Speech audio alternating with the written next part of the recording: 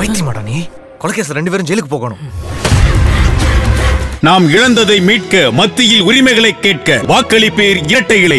அந்த மேல்மலையனூர்ல அந்த அம்பாள் வந்து கன்னி புற்றுல நாகமா அந்த அம்பாள் வந்து தவ இருந்தாங்க. நம்ம நடக்கவே வேண்டாம், மலையனூர்ல இறங்கி நம்ம நின்னா போதும், நம்மளை தள்ளிக்கிட்டே போயிடுவாங்க. அந்த அளவுக்கு இன்னைக்கு குழந்தைக்கு ஒரு பிரச்சனை ஒரு கஷ்டம்னும் போது நம்ம கூப்பிடணுன்னே அவசியம் இல்லை. அம்மா அப்படின்னு நம்ம மனசுருகி நினைச்சாலே போதும். உலகத்துக்கே ஆதி வழிபாடு பார்த்தீங்கன்னா காளி வழிபாடு தான். ஆதி காலத்தில் வந்து மனிதர்களே பலி கொடுத்தா இந்த தெய்வம் அதை ஏற்று நம்மளுக்கு வெற்றியை கொடுக்கும் அப்படின்ற ஒரு அவங்க நம்பினாங்க. அந்த அம்பாளோட எதிர்பார்வையில் பார்த்தீங்கன்னா பாவாடராயன் இருப்பார். அவர் தான் முதல்ல இந்த அங்காளிக்கு வந்து தன்னோட ஈரல் கோலா சொல்லுவாங்கல்ல, அதை வந்து படையலிட்டு நான் அந்த அம்பாளை தொட்டு பூஜை பண்ணும்போது அலங்காரம் பண்ணும்போது அவ எனக்கு பொண்ணு, நான் பெத்த பொண்ணு.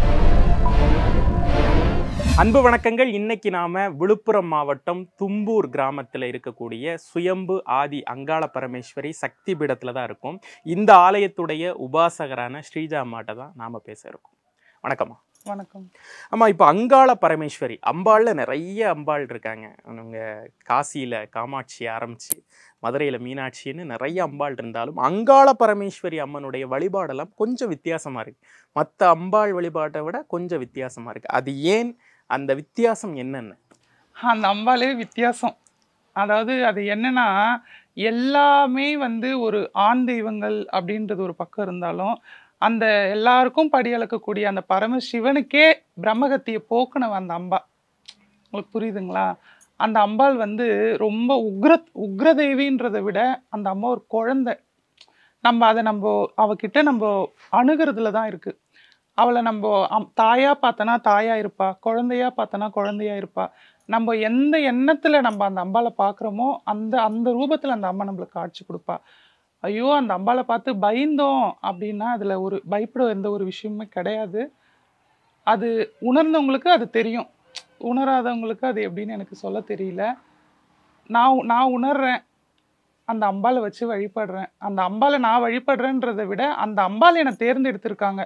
இந்த ஆலயத்தை கட்டி இதில் நான் ஒரு கருவியாக இந்த ஆலயத்தில் இருந்து இந்த ஊருக்கு வந்து ஒரு ஆலயத்தை கொடுத்து இந்த இடத்துல அந்த அம்பாள் மூலயமா அந்த அம்பாள் என்னை நியமிச்சு இந்த இடத்துல உட்கார வச்சிருக்கிறது எனக்கு பெரும் பாக்கியம்.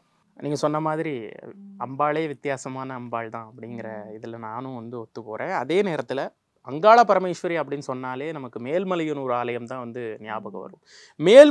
மேல்மலையனூர் ஆலயம் பற்றியும் அதனுடைய சிறப்புகள் பற்றி. அந்த மேல்மலையனூர் ஆலயம் பார்த்தீங்கன்னா சிவனுக்கு பிரம்மகத்தி பிடிச்சி அது ரொம்ப பெரிய கதை.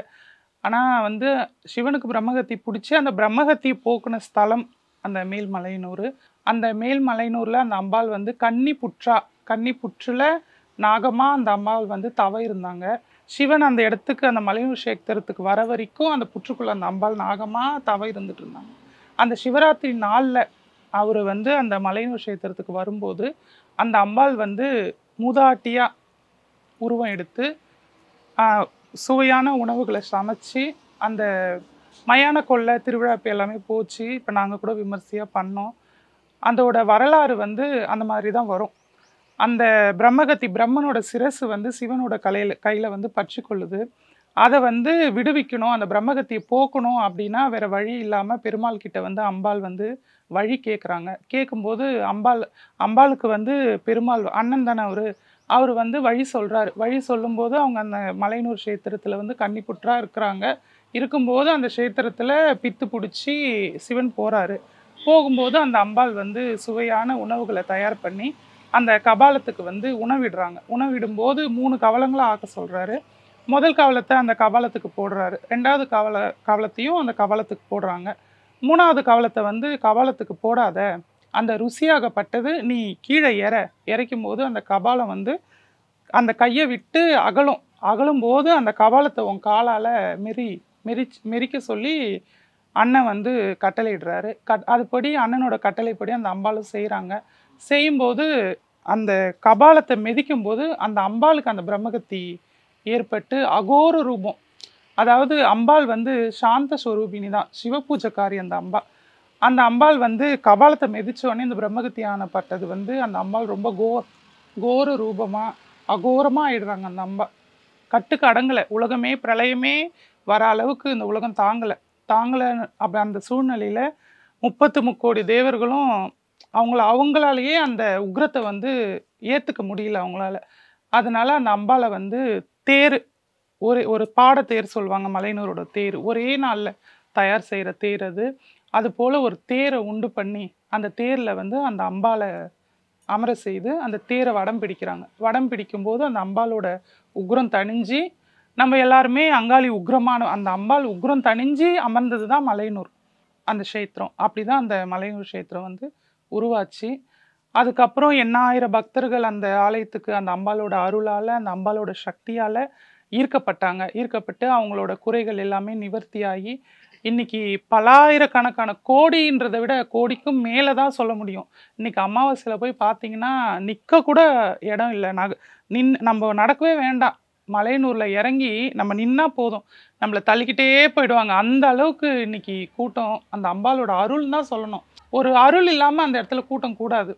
அந்த அம்பாளோட அருள் வந்து கடலை விட பெரிது. அந்த அம்பாள் வந்து ரொம்ப கருணைக்கு உதாரணம்னா அந்த அம்பாளை தான் சொல்லணும். மனம் கலங்கி நம்மளால எதுவுமே பண்ண முடியல, என்னால் எதுவுமே செய்ய முடியாத ஒரு சூழ்நிலையில் நிராயுத பாணியாக அந்த அம்பாள் முன்னாடி நம்ம கையேந்தி நின்று நம்ம குறைய சொல்லி ஒரு சொட்டு கண்ணீர், அதாவது நான் இவ்வளோ பூஜை பண்ணேன் அவ்வளோ பூஜை பண்ணேன்றதை விட நம்மளோட இயலாமை, நம்மளால எதுவுமே முடியல, நீ தான் எனக்கு பார்க்கணும்னு சொல்லி ஒரு சொட்டு கண்ணீர் விடுறோம் தெரியுங்களா? அந்த கண்ணீருக்கு க்ஷணம் பொழுதில் அந்த அம்பாள் வந்து பதில் கொடுப்பா. அந்த எந்த மாதிரியான கஷ்டமாக இருந்தாலும் அதை போக்கி கொடுப்பாங்க அப்படின்றது நிதர்சனமான உண்மை. அந்த ஆலயத்துக்கு போகிறவங்க வரவங்க எல்லாரையுமே கேட்டால் சொல்லுவாங்க.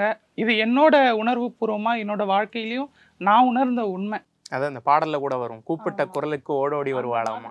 கூப்பிட்ட குரல்ன்றதை விட நினைச்சாலே போதும், நம்ம கூப்பிடணும் அப்படின்றதுக்கு. தாயை வந்து கூப்பிடணுமா, நம்ம நினைச்சாலே அந்த உணர்வு, அவ தாய் இல்லையா, எல்லா அந்த அகில லோகத்துக்குமா அவ தாய்.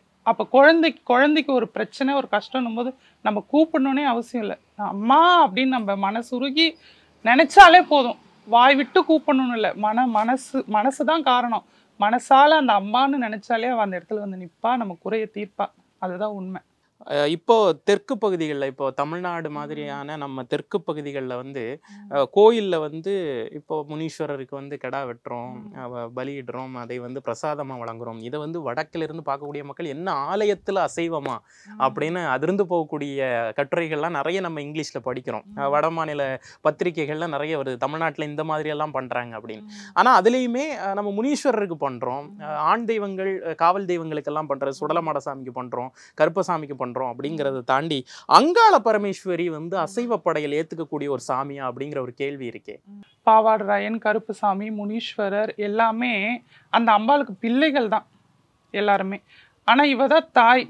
அப்போ இந்த உலகத்துக்கே ஆதி வழிபாடு பார்த்தீங்கன்னா காளி வழிபாடு தான். மாரி வழிபாடு, காளி வழிபாடு. அப்போ அந்த ராஜா மன்னர்கள் காலத்திலே வந்து ஒரு போருக்கு போறாங்க அப்படின்னா பலி கொடுத்து, அதாவது ஆதி காலத்துல வந்து மனிதர்களே பலி கொடுத்தாங்க ஒரு சமயத்துல. அதை கடுத்து பார்த்தீங்கன்னா ஆடு மாடு எருமை அது பலி கொடுத்து அவங்க பூஜை பண்ணி அதில், அதாவது அவங்களோட நம்பிக்கை என்னவா இருந்துச்சுன்னு பார்த்தீங்கன்னா, இது போல நம்ம பலி கொடுத்தா இந்த தெய்வம் அதை ஏற்று நம்மளுக்கு வெற்றியை கொடுக்கும் அப்படின்ற ஒரு அவங்க நம்பினாங்க. நம்மளோட மூதாதையர்னு சொல்லலாம், முன்னாடி இருந்தவங்க. அவங்கள பற்றி தான் நம்ம எல்லாருமே வந்தோம். அப்படி இருக்கும்போது அவங்க என்ன நம்மளுக்கு வழிபாடு நம்மளுக்கு கொடுத்தாங்களோ அதை தான் நம்ம தொன்று தொட்டு தொடர்ந்துகிட்டு இருக்கோம். கொற்றவை வழிபாடு, அந்த மாதிரி கொற்றவை வழிபாடு, காளின்னு சொல்றது கொற்றவை, அந்த வழிபாடே பலிய பேஸ் பண்ணி தான் வரும். அப்போ அதை தொடர்ந்து வந்த நம்மளும் அதை தானே பின்பற்றுறோம். அதுவும் இல்லாமல் அந்த அம்பாள் வந்து மயானத்தில் அமர்ந்திருக்காங்க ஒன்று. ரெண்டாவது வந்து பார்த்தீங்கன்னா அந்த அம்பாளோட உக்ரம். அதே போல் பார்த்தீங்கன்னா இந்த அங்காளிக்கு வந்து அவ சிவ பூஜைக்காரி தான். ஆனால் இந்த அம்பாளுக்கு வந்து கும்பப்படையல் போடுறது, ஆடு வெட்டுறது, இதெல்லாம் எதனாலன்னு பார்த்தீங்கன்னா இந்த பாவாடராயன் சொல்லி மலையனூர்லேயும் பார்த்தீங்கன்னா தெரியும். அந்த அம்பாளுக்கு எதிர் பூஜை, அந்த அம்பாளோட எதிர் பார்வையில் பார்த்தீங்கன்னா பாவாடராயன் இருப்பார். அவர் தான் முதல்ல இந்த அங்காளிக்கு வந்து தன்னோட ஈரல் கோலா சொல்லுவாங்கல்ல, அதை வந்து படையலிட்டு இந்த அம்மாவுக்கு அசைவ படையல் போட்டவர் அவர் தான். அதை தொன்று தொட்டு தான் நம்ம எல்லாருமே வந்து கும்பப்படையல் போடுறோம், ஆடு வெட்டுறோம், கோழி வெட்டுறோம், எல்லாமே பண்ணுறது எல்லாமே. அதாவது இந்த பலி பூஜைன்றது ஒரு பக்கம், அது நம்மளோட மனசு சம்மந்தப்பட்டது தான். ஒவ்வொருத்தர் என்ன பண்ணுறாங்க, அங்காளிக்கு ஒரு எலுமிச்சப்பழம் கூட, எலுமிச்சப்பழமும் சைவ காவு அது கூட கொடுக்க மாட்டாங்க. ஏன்னா அந்த அளவுக்கு சைவ வழிபாட்டில் இருக்கிறவங்க வந்து அந்த மாதிரி கொடுக்க மாட்டாங்க.